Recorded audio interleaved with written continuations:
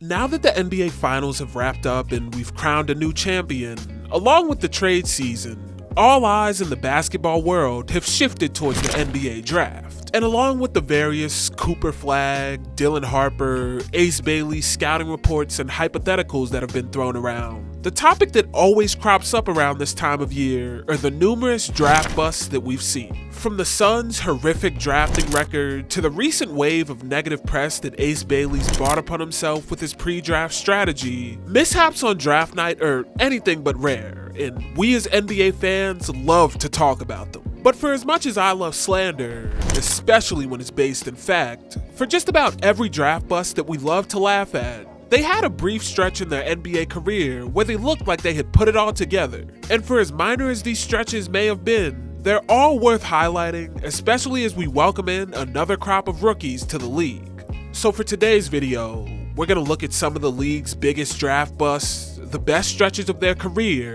and discover what happens when draft busts become superstars.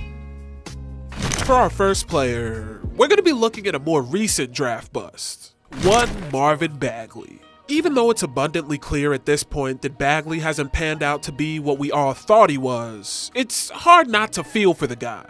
Because the combination of completely unrealistic expectations and a generational set of players selected after him put him in one of the most unwinnable draft situations imaginable. For context, entering the 2018 draft, while it was clear that this was a class loaded with top-end talent, in terms of potential team fit and clear-cut pick decisions, this was perhaps the most controversial class that we'd seen. While DeAndre Ayton was widely considered the #1 pick, for the Sacramento Kings, who had the #2 spot, they had an interesting decision on their hands. See, for a long time, really up until the 11th hour, the jury was out on who the Kings would take, and the decision boiled down to two players, Marvin Bagley and Luka Doncic. What may seem like a laughable comparison right now was hotly contested leading up to draft night, with the potential generational playmaking and shot creating of Doncic enamoring scouts and fans league-wide. However, his lack of athleticism and questions around his defensive capabilities were already big asterisks next to his name.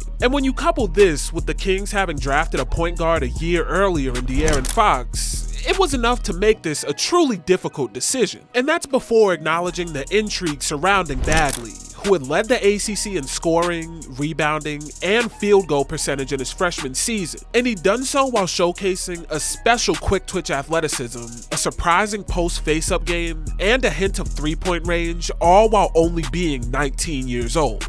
And if none of that sold you, Bagley was also the only prospect that was willing to work out for Sacramento. An already sad fact made even sadder by a quote from Vlade Divac on why he drafted Bagley, where he said, quote, "Marvin for us is a better fit and a better player. And for us, it was an easy choice." Absolutely brutal to look back on. But for as much as we know the story of Bagley's failure to live up to his offensive expectations or even become a serviceable defender, what a lot of people don't know is that at the tail end of Bagley's rookie year, the man went on an absolute heater. To explain, for the majority of his rookie season, Bagley had actually been pretty solid, averaging 13.9 points and 7.2 rebounds over his first 47 career games, shooting an impressive 50.9% from the field, but an as bad as advertised 25.8% from the three-point line. Throughout the season, Bagley had to deal with a number of injuries that kept him in and out of the lineup, with the most recent one being a left knee sprain that he suffered after a hard screen from Malcolm Brogdon, which took him out of the lineup for 5 games. But when Bagley returned to the lineup on March 14th against the Celtics, for some reason that's still unknown to this day and has never been replicated since, he did so as a three-point sniper. Over his final 15 games, as Sacramento floundered to a 5-10 record, Bagley not only boosted his averages to 18.1 points and 8.9 rebounds on 49.3% from the field, his three-point shooting jumped to the top of the league as he shot 41.2% from behind the arc.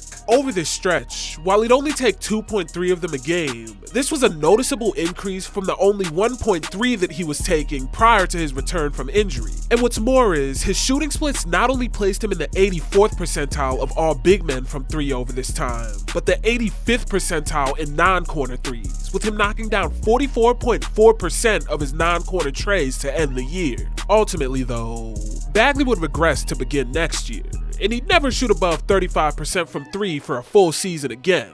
And his combination of defensive struggles and lack of an offensive bag made him obsolete pretty quickly. But don't ever forget that for this brief little stretch to end his rookie year, the Bagley jump shot development looked like a very real thing. But this brings us to our second player on the list, Josh Jackson. Now that we're nearly a decade removed from the 2017 NBA draft, it's never been safer to say that the way things played out on draft night for some of these teams was nothing short of a disaster. From Philadelphia's nightmare decision to trade up to select Markelle Fultz, to the tragedy that was the Knicks' decision to pick up Frank Ntilikina, there were plenty of whiffs that night on the board.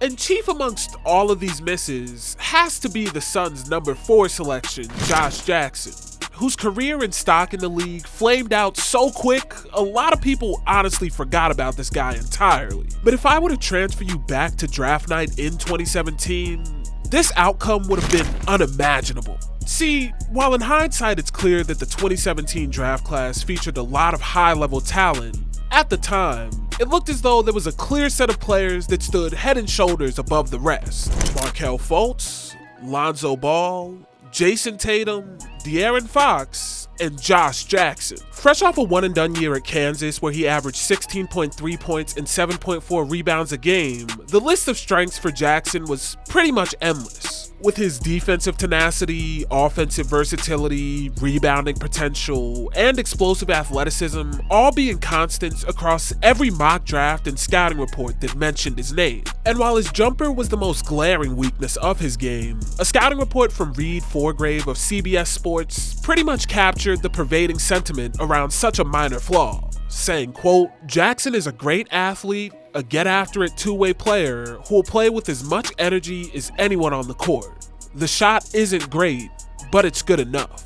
And it was under this pretense that the Phoenix Suns took Jackson with the number 4 pick on draft night. But as we all know, just 2 seasons into his time with the Suns, a combo of inconsistent on-court production and downright reprehensible off-court behavior saw Phoenix get rid of him in July of 2019, kicking off a brief journeyman stint that led him to the Detroit Pistons for the 2020-21 season. And for the most part through this season, the story had been the same, with Jackson only averaging 12.5 points, shooting an unimpressive 27.2% from behind the three-point line, and continuing to showcase the inconsistency that had led him to nearly falling out of the league.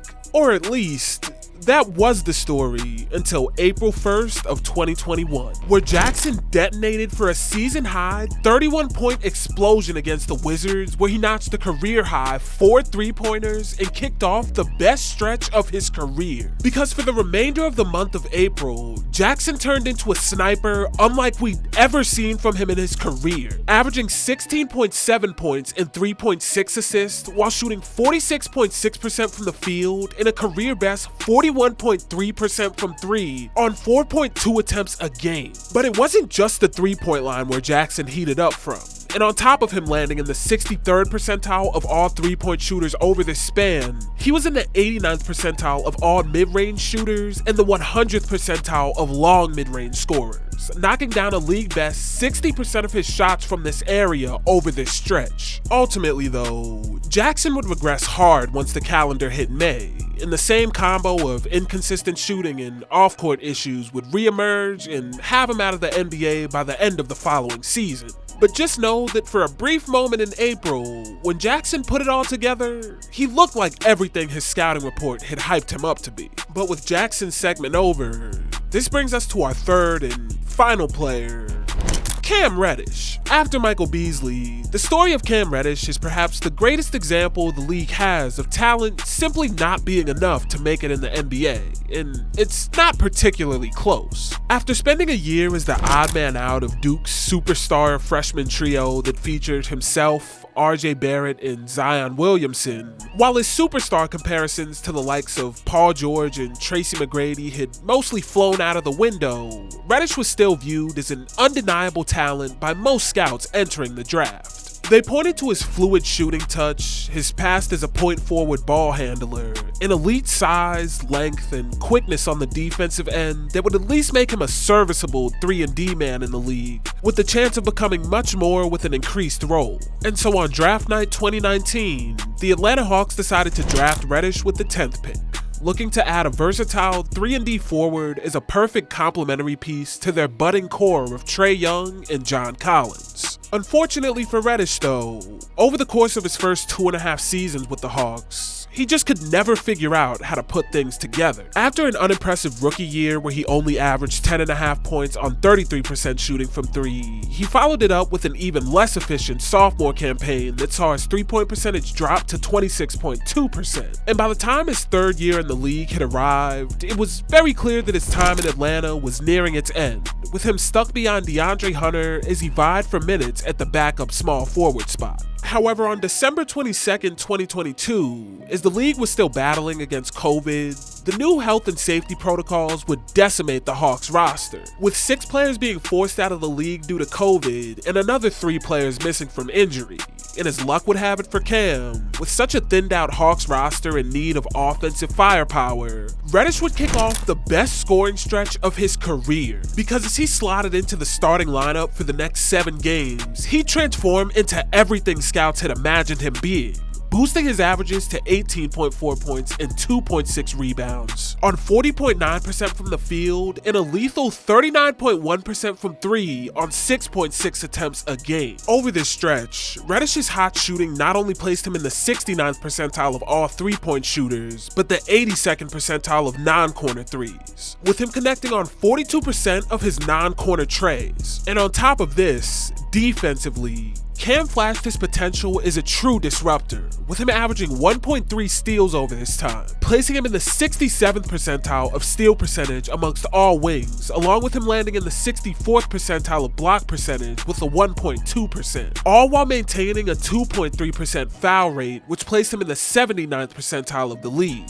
This 7-game flash of Cam's true 3-and-D potential, though, would be just that, a flash. And following his 18-point performance against the Sacramento Kings on January 5th, Reddish would fall out of the starting lineup and be traded to the Knicks just 8 days later, where his story of inconsistency and questionable production would continue. But just remember that for the briefest 7-game span in his career, Cam Reddish was everything he was built up to be. But with the Cam Reddish segment over, we've reached the end of the video. Even though all of the guys that I've mentioned in this vid undoubtedly didn't pan out to their full potential, it's always useful to take a closer look at the careers of players like these, even if it's just to serve as a cautionary tale, because it just shows that there's so much more than just pure talent that goes into living up to your expectations. So for anybody whose team had a questionable or even unquestionable draft pick that you aren't too sure of, let this video serve as a reminder not to be too critical of anyone's stretch they have in their young careers, because every draft bust is just one good stretch away from looking like everything we thought they were. But with all that being said, that's gonna do it for this one. Hopefully you enjoyed, and hopefully I can catch you in the next one.